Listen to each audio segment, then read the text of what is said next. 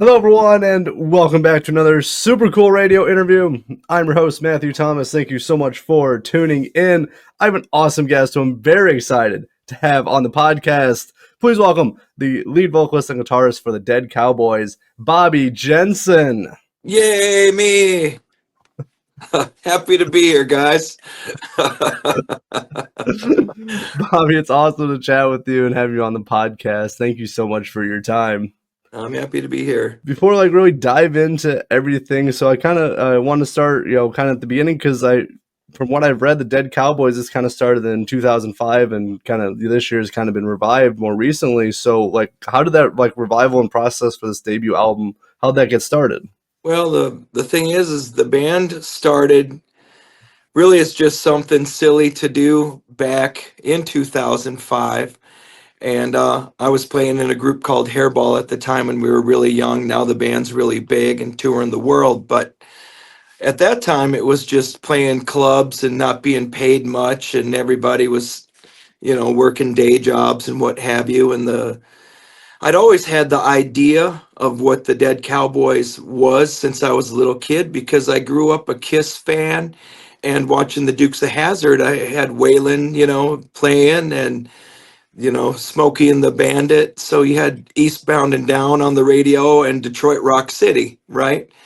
So when I was a kid, I was always like, well, what would it be like if Kiss was a country band? That's just the crazy things I thought of when I was playing with my Evel Knievel toys. Jump up to later in life, I was driving to a gig with the guitar player, and I said, I'd really like to put a band together that is taking like the old classic country songs that are really the songs that people already know. So you're not really like a fan of the genre of country, because I can't really say that I am. But when Eastbound and Down comes on the radio, I don't turn it off, I turn it up. Same with like The Gambler, Just the Good Old Boys. Those are just kind of Americana songs that we all know regardless of the genre. So, and digging story tunes like Detroit Rock City, it's got a great story and a good jam. So I was like, it would be cool to take these songs that are out there and just put together a band that's kind of like a Wild West show, because my dad was also a third generation gunsmith. So I had all kinds of Old West guns and stuff like that, and we did Wild West things. And I thought, what if I could put all of that in a blender? And we do songs that are, I guess, in the boundaries of, I'll call it Western, more than a country thing. Take away the country part completely and just go Western with it. And you can look at a song like Run to the Hills. Well, that's a Western, they're singing about Indians and all that stuff. So that kind of made sense. And you had Thin Lizzy's cowboy song, and well, that made sense. Aerosmith, Back in the Saddle. So we took things like that and put them all like on a list and said, basically anything that has to do with saddles, trains, guns, let's try to put that in the show. Then take some cool country songs that we like Ring of Fire, again, The Gambler, which we tuned down to C and just did it really heavy and dark. I said it would be cool if the band came out looking kind of you have a theatrical Wild West show, but it would be cool if they kind of looked dead and you had these zombie cowboys without it being zombies, and so you saw these Dead Cowboys, and the guitar player goes, that's a great name right there. And it was like, bang, it all made sense. So it's like, well, yeah, Dead Cowboys. So we took things like tombstones and put Johnny Cash on one tombstone and Wilson Pickett on another and Chris Christopherson on the other, and basically put a rock and roll tribute to these classic country artists, as well as, like I said, we opened the show with Back in the Saddle, and I'd be firing off guns, and I had a shotgun full of confetti that I shot over the crowd during Eastbound and Down, and people really dug it and enjoyed it, and it was a great time. You didn't see a lot of people firing off 357s in nightclubs back then and not being shot at back, So we did a Wild West look, and it was just so fun thinking, okay, well, I had this idea as a kid, and these other guys, they're into it. So we did that, but then it got to the point where we were doing that, and Hairball, it just started growing so fast that it was like, it's probably better right now to let that just sit on the back burner and focus on this thing that's growing. Because in music business, you want to pay attention to that word, business. That's what's going to pay the bills. And none of us wanted to work day jobs. So we got that to be working on enough to where we could all quit our jobs and just play rock and roll. And we focused on that for a long time. And the other guys lost interest in the Cowboys, and I never did because, like I said, I was thinking of that stuff when I had my Hot Wheels out in the dirt, and I'm listening to, the Love Gun album and all that good stuff. So that's kind of how it came about. And then when COVID hit, I was coming to a period while in Hairball, being on stage and looking at the audience, and the deal wasn't working out that I had with the guys in the first place. So I started to lose interest in that. I want to be paid what we agreed on, but that wasn't really the thing as much as being in the audience on the walkout doing a song, and you're in a sold out arena, and it just started to hit me. What if I would have just put all this effort into doing my own thing? It's like, if you can take a bunch of covers and sell out an arena, imagine what life would be like if you could sell your own shit, which is obviously harder. But COVID came, and I saw an opportunity to say, I'm going to leave that. It was great. I had a wonderful time, but it's time to do something else. And so that's when I just kind of thought, I'm going to put the Dead Cowboys together, and this time I'm going to make it an original act. I'm going to write the songs, I'm going to build the stage show, and really see what it can do. And that's where it's at right now. Well, I really appreciate the kind of the backstory and synopsis with the Dead Cowboys. I've listened to the debut album. I very much enjoy it. I like, you kind of focus on Western instead of like country, because country doesn't describe it very well. It's like rock and roll, Western, just badass rock and roll music. Yeah. And I really enjoyed it. So I'm kind of curious, like, what was kind of like the writing recording process like for this album? Well, the writing, there wasn't a thing where I sat down. I don't write songs by thinking, I'm going to write a song about X. I'm usually in my deer stand, or riding my Harley around, or my bicycle, or walking a dog, and a riff will come into my head, and the songs build themselves, and I'm as surprised as anyone else, that I remember it enough to get home and write it down. It's like thousands of songs, but only a few survive in my brain. So the only song that I really sat down and thought, I'm going to write this for a specific thing, is The Demon Desperado. So that was written for my monster, because I do an Alice Cooper show that I had built with Alice's team, and it was to raise money for his nonprofit, his Solid Rock Teen Centers. So he hooked me up with the people who made his Frank and Alice and his Guillotine, and we built a show called Almost Cooper, and went around and raised money for that. And I was thinking, I should use these props that I have, minus the guillotine, because that wouldn't make sense. It's like, I've got all these scully looking dudes, and I've got a 10-foot Frank and Alice. I should put a cowboy hat on him. What song should he sing? And I'm thinking about, what cover song could I bring him in to do? And I'm thinking, it wouldn't make sense. I should just write a song for him. And so I came up with The Demon Desperado, and actually wrote that. But as far as like the process of saying, well, I need a song that tells about a guy killing a dude snoring, and going to jail, and stealing the sheriff's horse, and running to Mexico. The tune Mexico, which is awesome, was the last song for the album, and it was a complete mistake. Well, not a mistake, but just a sudden bonus to the whole thing, because the record was done. My girlfriend gave me a cool guitar strap, and I was like, well, that's cool. So the guy who makes Paul Stanley's guitar straps made this one, and it's got a scorpion on it and a bunch of cool stuff, and like a real scorpion. And I'm like, that needs its own guitar. So then I ordered this guitar, and I just sat down and the song wrote itself. I swear to God, in 15 minutes on the couch, I started just noodling a riff, and Mexico was born. And it's a balls deep kick ass tune, you know? And the bad guy gets away, which was kind of another part of the theme of the album that I wanted, was the bad guys to get away a little bit, you know? You listen to any of the songs, Bad Friends and Good Times, nobody's being shut down at the end of it. You know, the party's still going. Oh, for sure. And well, actually, Mexico is my favorite song off the album, actually. And it just that guitar riff, it's just awesome. So I like hearing the backstory of it. Just the inspiration and how quickly it came together, because that Yeah, is my favorite song. cool. Thanks. I consider that kind of the Detroit Rock City type of story. You know, it gets going and he's telling you what's happening, and then there's the little uh La Cucaracha riff, which is like you know, and then it goes into more story of I stole the sheriff's horse and I'm on my way to Laredo. And then at the end, there's the gunfight, which is the final battle. And then does he live or not? Well, he sneaks into Mexico and the chick's giving him a drink.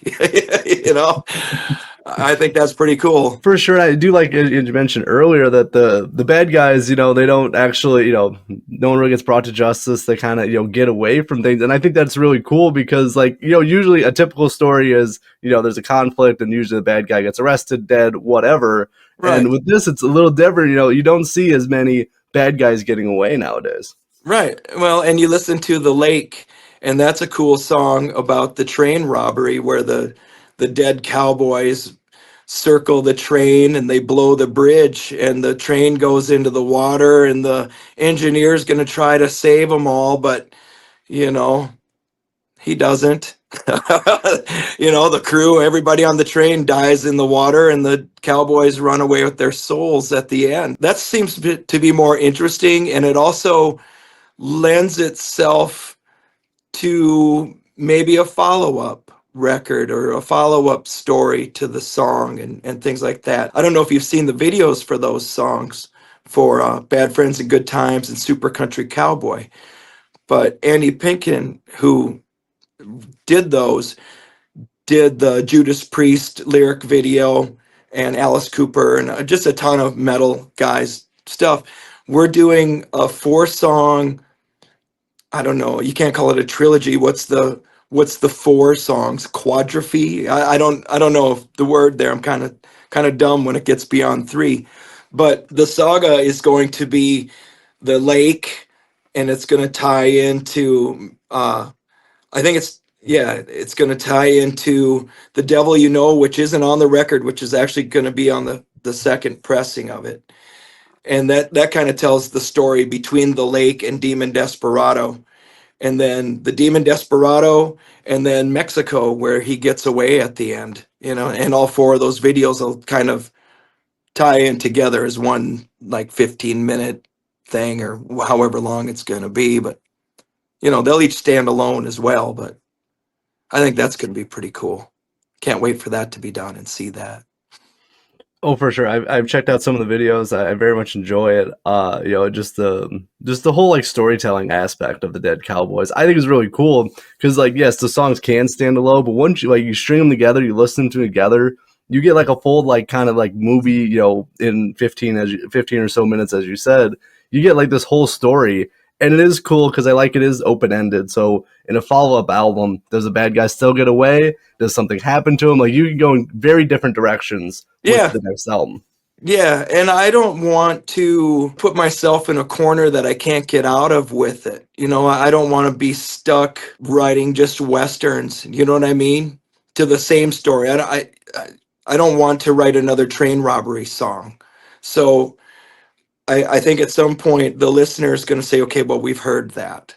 So I left it open ended so that, you know, the listener can come to their own conclusions, because I'm old enough to have grown up at a time before the music video thing was a thing, where you'd put your headphones on and you'd listen to the tune and you'd close your eyes and your mind made the story. The songwriter only told you just enough. And that's what I really kind of focused on. If I focused on anything with the songwriting, was I don't want to explain too much. I want to give your mind just enough info for your imagination to take it and run whatever direction, because like they say, the movie's never as good as the book. So I gave you just enough to let your mind do the work. Oh, for sure, and it is really cool. Like, 'cause I assume if anyone else listened to it, they have their own interpretation of like what happened and everything. And I think that's really cool. How you did that, how you structured that. That, as you said, you gave enough details, but everyone can kind of draw their own conclusions. And Yeah. I'm sure my interpretation is different from anyone else who does listen to it. Yeah. There isn't really a song that has a definitive ending on the ones that I wrote. Our cover of Crazy Horses is just a really cool song. And so it's like we took the Osmonds and I put some horns on it and, pedal steel through a Marshall. And that solo is badass, Oh It's like, yeah. well, we had a little fun with some of the stuff, and that's not really a Western or thing, but it falls into what I said at the beginning. It's about horses. So, it's Crazy Horses. So we just put that together and made that what it is. Oh, definitely. No, and the album, just from beginning to end, is just really awesome. Is the best way I can describe it, because it just flows. It sounds great. It rocks, and just the whole story kind of woven throughout the whole album as well. It's just awesome. Yeah, it's like taking some old country songs where the focus is mainly on the story and throwing, like, what would Kiss be as a country band? Well, there'd obviously be some loud fucking amps, there's going to be some hard punches, but the story's still there. It doesn't devalue the story, and the story doesn't devalue the powerful riffs that are in there. I don't know if I'd call it all heavy metal. I know you can't call it country. I think if I went to Nashville and said, I'm a country band, I'd get laughed right out of town, and I'd be laughing with them. But no one can deny that it's not Western and not badass, And I think every trucker on the planet would have this in their truck too. It's like, it's that kind of stuff. If you grew up with playing with Evel Knievel toys, dirt bikes, Kiss, Smokey and the Bandit, you get this. It's obviously not for everybody, but if you had that stuff in your life, you'll get it. Oh, 100%. It's great just driving music, great, just rocking out music. Like for me, one of my favorite actors is John Wayne. That's why I'm wearing his shirt, right, the shirt right now. So like I'm a huge fan of like Western in general. So like this album really hits me. Like I really enjoy it. Cool. It's like Tombstone as a musical. Or more like Deadwood, you got Sweargin, cocksucker, it's just, I tried to make it mean. I'm a Wasp fan. I like to have things be a little mean. I like things on the darker side, but I've thought if I'm going to do this, I need to have all the stars line up, and hopefully they did. Oh, I think so. I think so for sure. But now I did want to transition to a few other aspects of Dead Cowboys before we head out of this interview. So I'm kind of curious. So I kind of wanted to focus on the live performance side, because you guys had some shows this year. Do you prepare differently for a live show compared to recording music in a studio? I'm never mentally prepared for anything. I've always said, do your best and hope for the best and see what happens. We'll discuss at the end of it. So, that's really how it is. With the album, I heard the songs in my head long before I hit record. So my main job in the studio was to make sure that what came out of the speakers at the end was what I was hearing in my brain. So that was like some focus on it. But when it comes to live, the guys in the band focus on the feel, so that it still has the feel of the song. And there's a big show going on. I've got a 10-foot tall monster running around on stage, and we've got fire and crazy dead things. I just plug in and go. I like it. That's rock and roll. Yeah, does the amp turn up? Okay, turn it up and start. Let's get. I grew up in a rock and roll world. I was in a Kiss tribute band for many years. So I learned a lot from that. I learned a lot just from being a Kiss goon. Anything that had a Kiss logo on it when I was young, I bought it. I understood what they were trying to get across, where someone puts on your record, that's really nice, but once you step on stage, you're not a musician anymore, you're an entertainer. So you need to have something that can help them listen with their eyes, and because it doesn't matter how good the band is, if they're visually bored, they're leaving. So I always try to make the show look cool.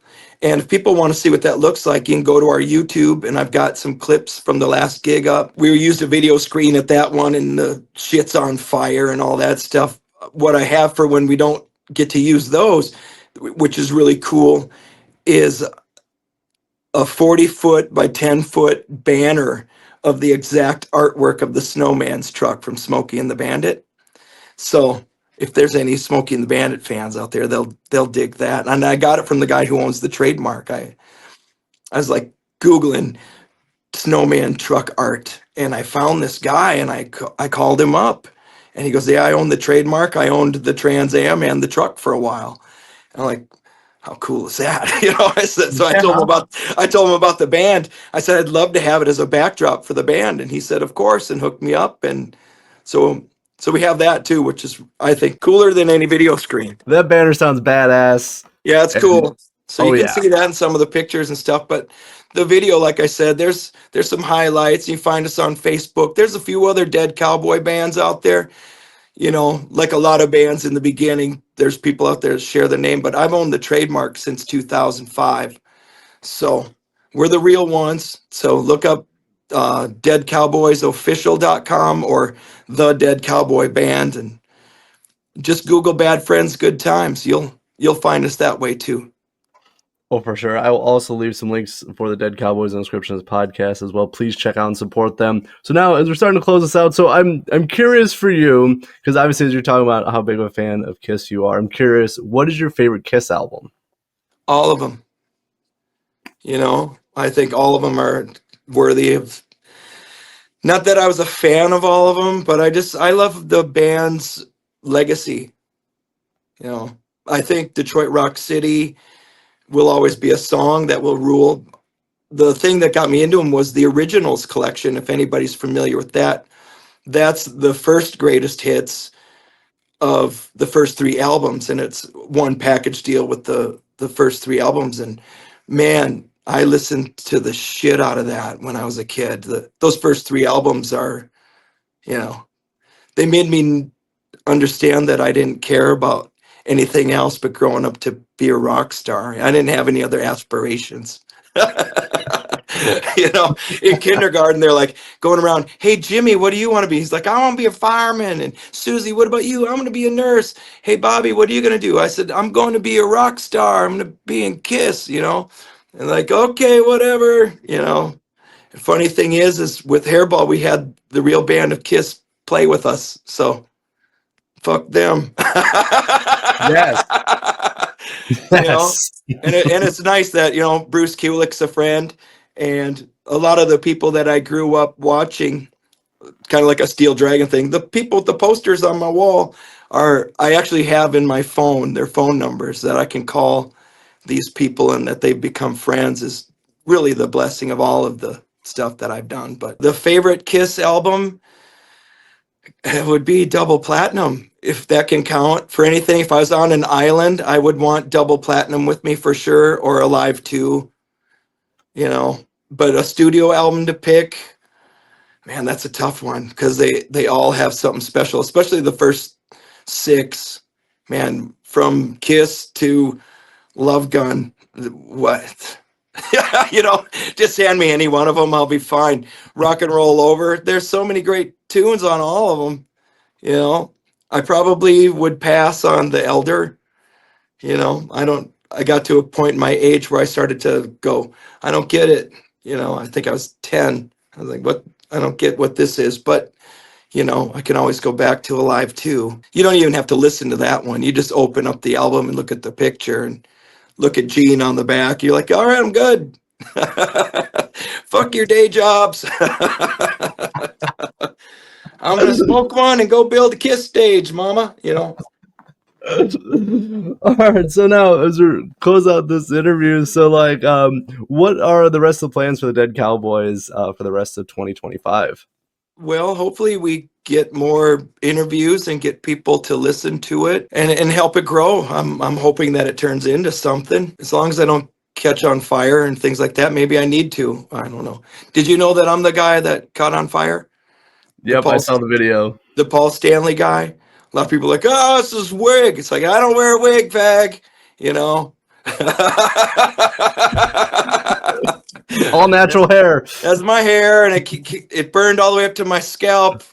And yes, I knew instantly because I felt the thing hit me in the back. You know, what's going to happen with the Dead Cowboys? We're going to do a few more shows.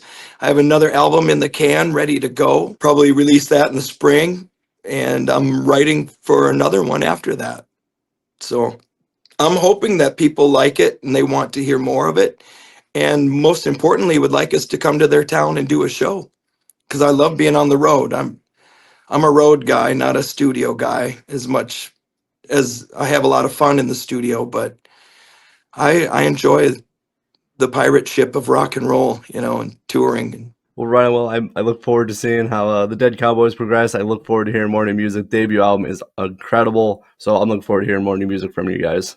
Awesome. Well, thanks a lot for having me on, and I'm happy to come back anytime. You're welcome anytime on the show. It was incredible to chat with you. As I said, I'll have links to the Dead Cowboys in the description of this podcast. Please check out and support them, and hopefully you guys get some more shows because it would be awesome to see you live at some point. Yeah, man. Thanks.